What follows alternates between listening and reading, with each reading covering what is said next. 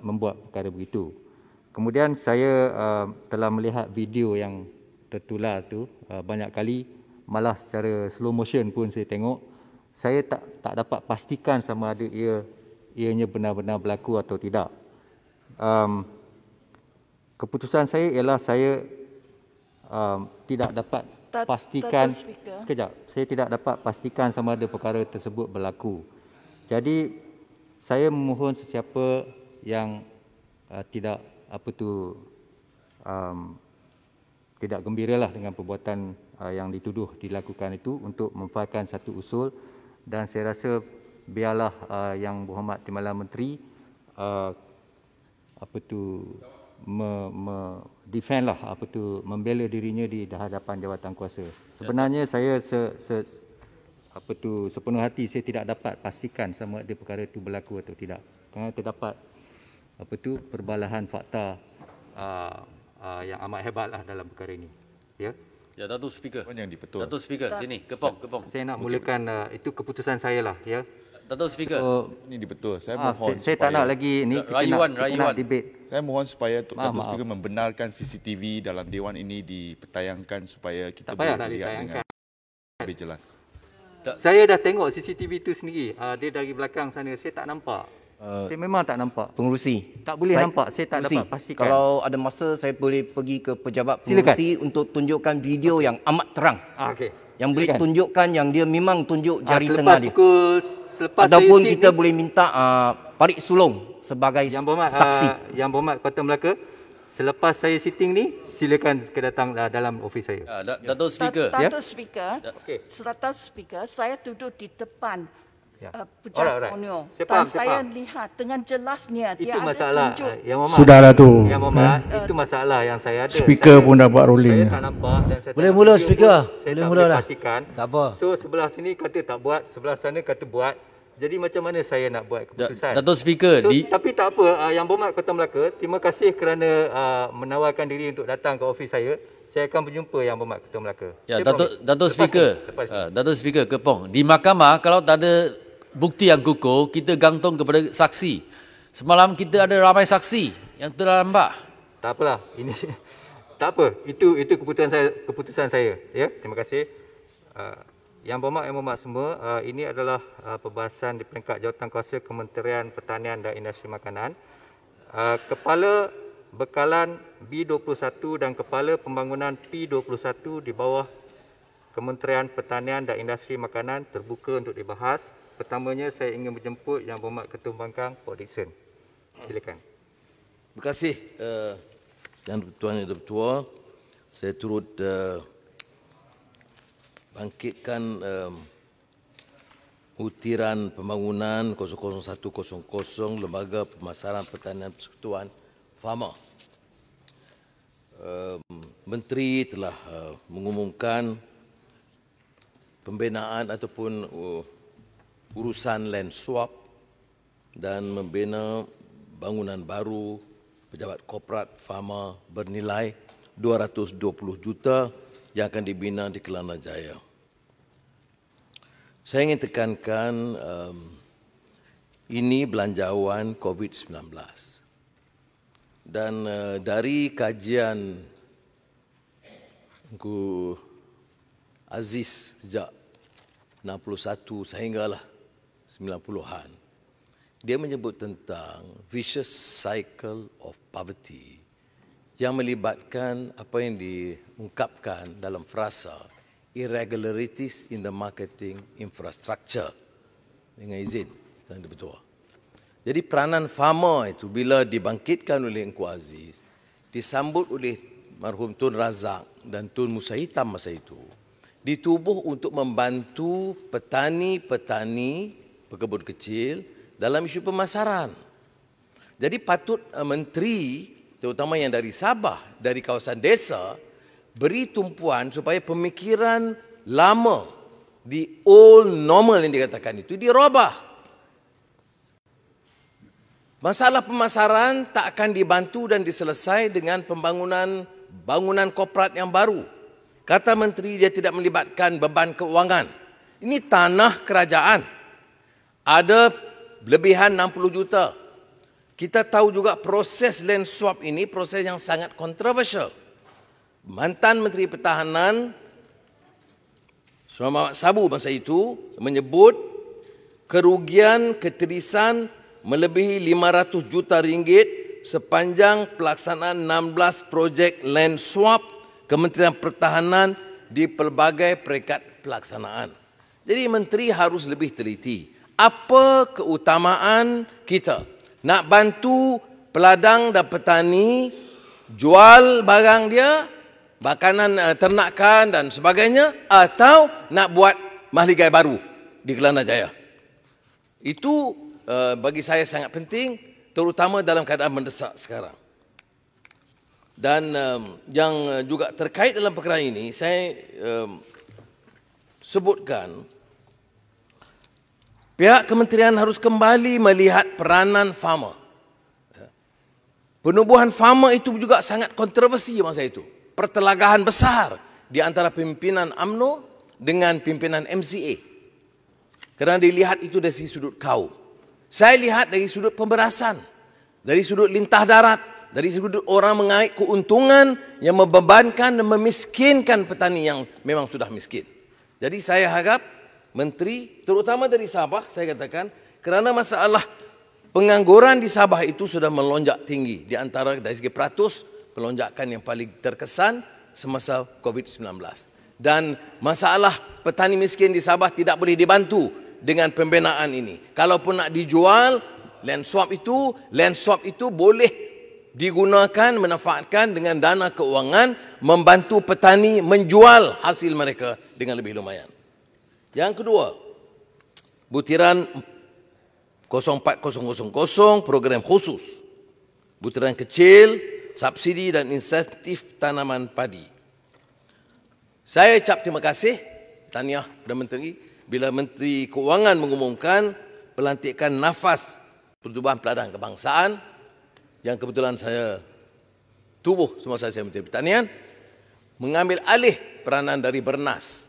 Monopoli yang diberikan kepada Bernas saya anggap amat membebankan petani.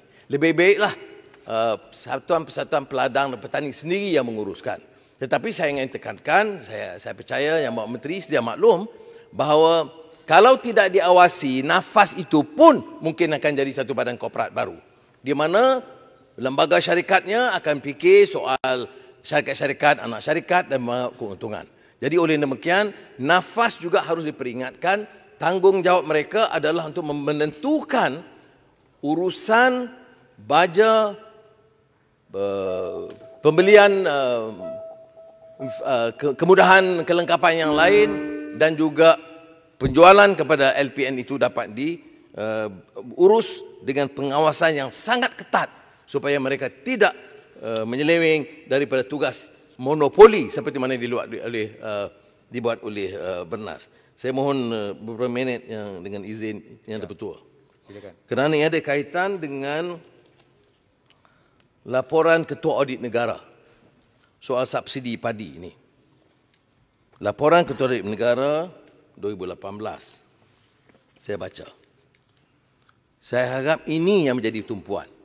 Kalau tidak, seorang pakar ekonomi, Mancur Olsen, menyebut, zaman dulu, kezaliman raja-raja itu merampok kekayaan rakyat setahun sekali. Dia datang tahun kemudiannya. Kalau kita tak teliti, kebiasaan merompak ini boleh jadi berterusan. Kata dia more insidious cara, walaupun dia kaitkan soal privatization pada masa itu. Contohnya, seramai hingga 7,000 pesawah yang telah meninggal dunia masih mendapat subsidi dan insentif berjumlah 57.9 juta. Dah mati dah ni. Dan kemudian yang tidak wujud dalam sistem mendapat subsidi berjumlah sekitar 28.9 juta. Nombor kad pengenalan diragukan 108.8 juta. Selain daripada kelewatan penghantaran baja di antara 14 hari, mungkin dimaafkan, sampai sehingga 278 hari. Jadi saya harap saudara Yang Berhormat Menteri dapat memberikan perhatian hal ini kerana ini bertentangan dengan apa yang diumumkan. Yang diumumkan itu belanja besar, tapi keterisan itu lagi besar. Dan pendapatan penanam padi ini kelompok paling miskin dalam negara. Ramai orang bandar, elit bandar, dia tak sedar mengapa kita tekankan perlu membantu golongan paling miskin. Kerana pendapatan mereka itu dianggarkan di antara RM500 sebulan, maksimal RM3,000. Majoritinya itu masih dalam kategori paling miskin di antara RM500 sehingga RM1,000 satu bulan. Jadi kalau kita umumkan puluh bilion subsidi dan kalau keterisan begini rupa dan menteri masih memberikan penekanan tentang normal lama, bangunan-bangunan baru, bangunan korporat baru untuk pegawai-pegawai, saya nak tekankan ini adalah bertentangan dengan hasrat penubuhan badan ini dan juga hasrat kita meluluskan peruntukan besar untuk Kementerian Pertanian. Terima kasih. Terima kasih Yang Berhormat. Seterusnya saya persilakan Yang Berhormat Batang Lupa. Terima kasih Datuk Pengerusi. Saya ingin menyentuh butiran 020-100 industri padi dan beras. Saya ucapkan syabas kepada Yang Berhormat Menteri Mafi, nama baru itu Mafi, yang sangat optimis dengan menyasarkan peningkatan kadar pengeluaran beras tempatan mencapai tahap sara diri SSL kepada 75% berbanding selama ini 70%. Peruntukan bagi butiran ini didapati berkurangan sebanyak 3.1 juta ringgit dan dilihat tidak sejajar dengan apa yang disasarkan. Apakah langkah-langkah yang bakal diambil oleh kementerian bagi mencapai sasaran tersebut dan berapa lamakah anggaran bagi capaian kepada sasaran? Saya menyentuh 020-200 pengairan dan saliran. Satu jumlah besar pastinya diperlukan bagi menampung kos pelan pengairan seperti yang dirangka oleh Mafi, yang mana tidak selaras dengan apa yang diperuntukkan bagi tahun 2021. Berdasarkan kepada kekangan peruntukan tahun hadapan, bagaimana kementerian merancang dalam memberikan keutamaan kepada kawasan yang benar-benar memerlukan sistem pengairan dan saliran yang lengkap supaya tanaman padi boleh dilaksanakan. Mengambil contoh di kawasan saya, sistem pengairan dan saliran telah dilakukan di kawasan Lingga Banting berbanding kawasan Bijat Tumbin yang sepatutnya didahulukan dan sehingga kini masih belum lengkap sistem pengairan tersier yang menyebabkan padi moden tidak dapat ditanam, malahan sistem primary yang dibangunkan tidak dapat digunakan sepenuhnya. Saya menyentuh butiran 021100 iaitu Mardi. Saya menyambut baik usaha Mafi dan Mardi dalam menghasilkan benih padi asas dan mengeluarkan lebih banyak benih padi yang sesuai untuk ditanam di negara ini untuk kegunaan petani. Peruntukan bagi butiran ini dikurangkan dalam 21.8 juta ringgit. Bagaimana peruntukan ini dapat digunakan dalam memastikan bekalan benih padi dapat digunakan oleh pesawah di Batang Lupa? Isu benih padi di Batang Lupa adalah sesuatu yang perlu ditangani segera dalam memastikan projek jelapang padi Sarawak dapat direalisasikan. Apa yang berlaku di Sarawak? Tiada bekalan benih padi moden oleh Mardi yang dapat digunakan memandangkan benih padi yang dibawa oleh Mardi dari Semenanjung ke Sarawak telah ditolak oleh kerajaan negeri kerana benih yang berpenyakit. Saya mencadangkan supaya Mardi mewujudkan satu platform menghasilkan benih daftar di Sarawak supaya projek jelapang padi Sarawak dilaksanakan dengan segera. Saya menyentuh di bawah butiran 01940 IADA Batang Lupa. Kawasan Batang Lupa, IADA Batang Lupa berpotensi untuk dijadikan sebagai pusat penghasilan makanan khususnya padi dan beras, terutamanya untuk pasaran dalam negeri. IADA Batang Lupa diramalkan oleh kementerian mampu menghasilkan 6.5 tan padi untuk satu musim yang akan dilengkapi dengan infrastruktur dan kemudahan sistem moden bagi meningkatkan pengeluarannya. Merujuk kepada butiran 1940, bilakah projek ini dapat direalisasikan sepenuhnya dan adakah sasaran ini boleh dicapai memandangkan apa yang berlaku di lapangan adalah sebaliknya? Hakikatnya pada musim utama penanaman padi di Batang Lupa, pesawah memilih untuk menanam padi benih tradisional berbanding padi benih moden. Dan peruntukan perlu digunakan juga untuk sebarang pakej rangsangan bagi menggalakkan petani menanam padi benih moden dengan cara tanaman moden, memandangkan IADA merupakan caretaker bagi projek ini. Segala apa yang disebutkan ini saya mohon menyokong. Terima kasih. Terima kasih Yang Berhormat. Seterusnya saya persilakan Yang Berhormat Langkawi. Yang Berhormat Langkawi, silakan.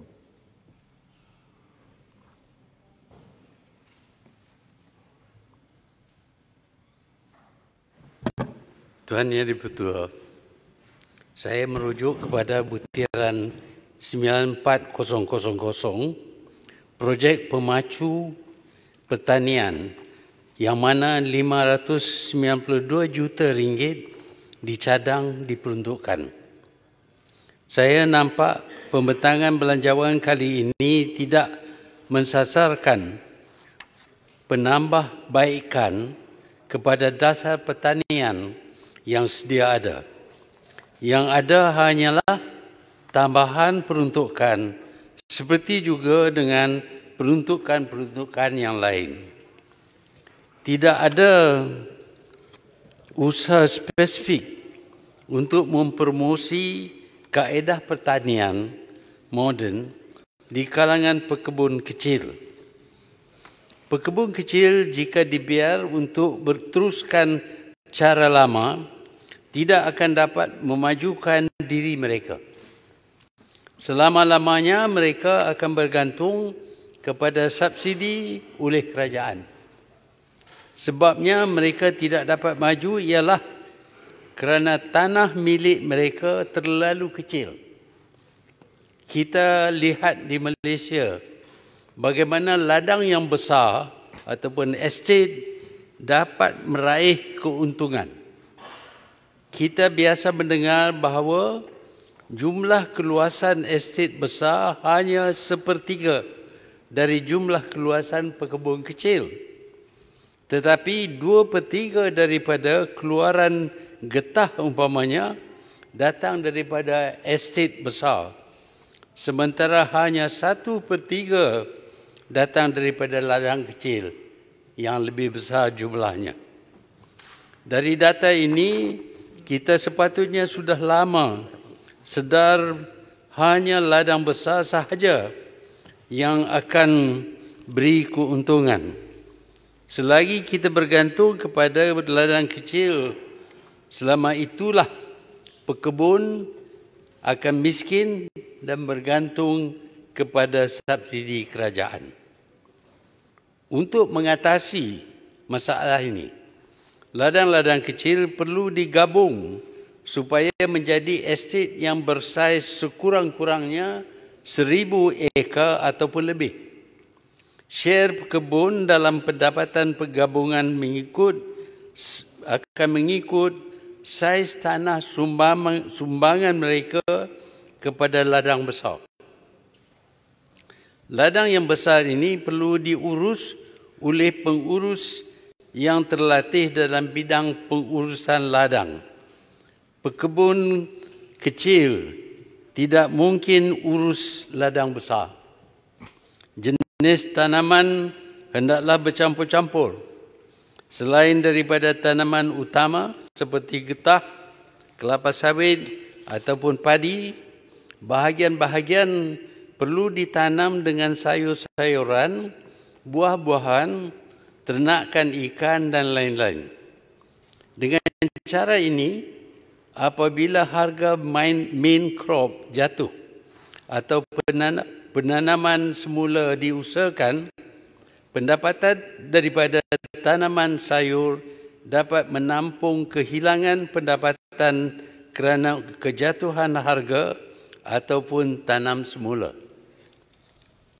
Sekarang apabila tanaman semula diusahakan, selama 7 tahun pekebun tidak punyai pendapatan.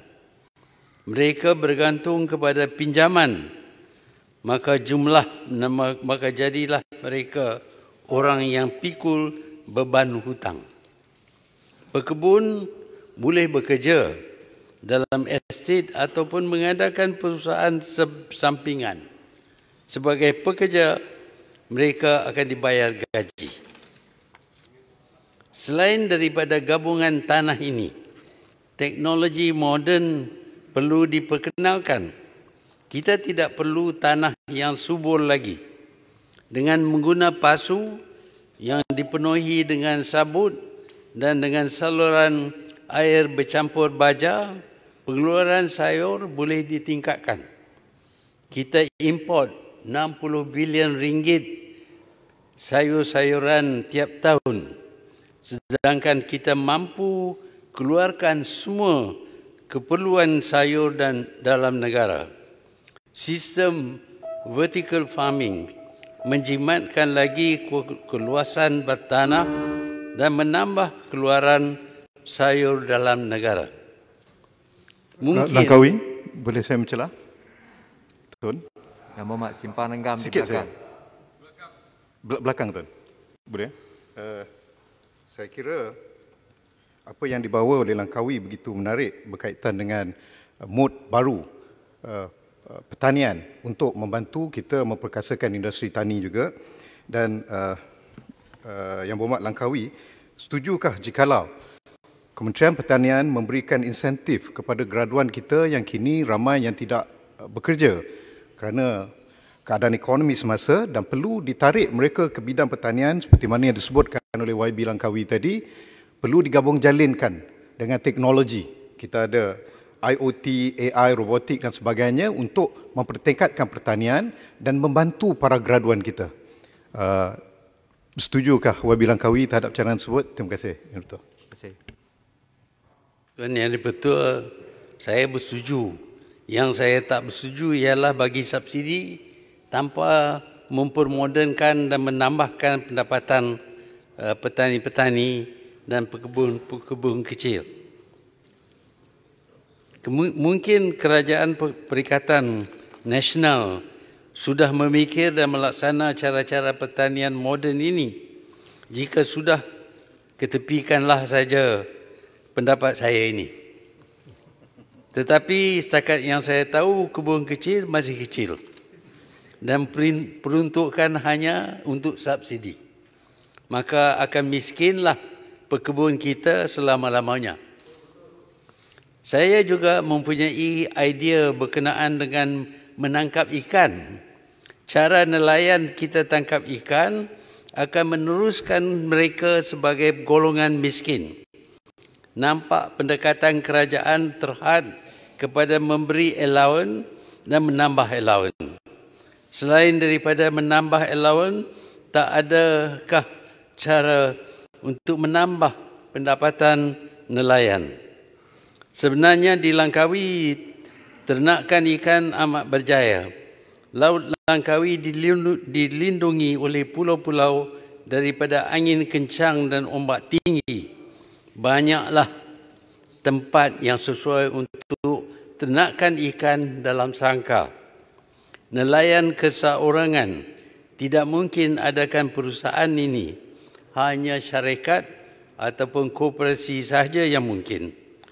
Tuan Yang Pertua, saya dapati bahawa peruntukan untuk Kementerian Pertanian dan Industri Makanan sudah ditambah daripada 500 million kepada 1,444 million. Saya ucap syabas kepada kerajaan. Yang Mohd tetapi ya? bukan peruntukan yang bertambah sahaja yang diperlukan. Pendekatan yang mengatasi kemiskinan pekebun dan nelayan amatlah penting diusahakan.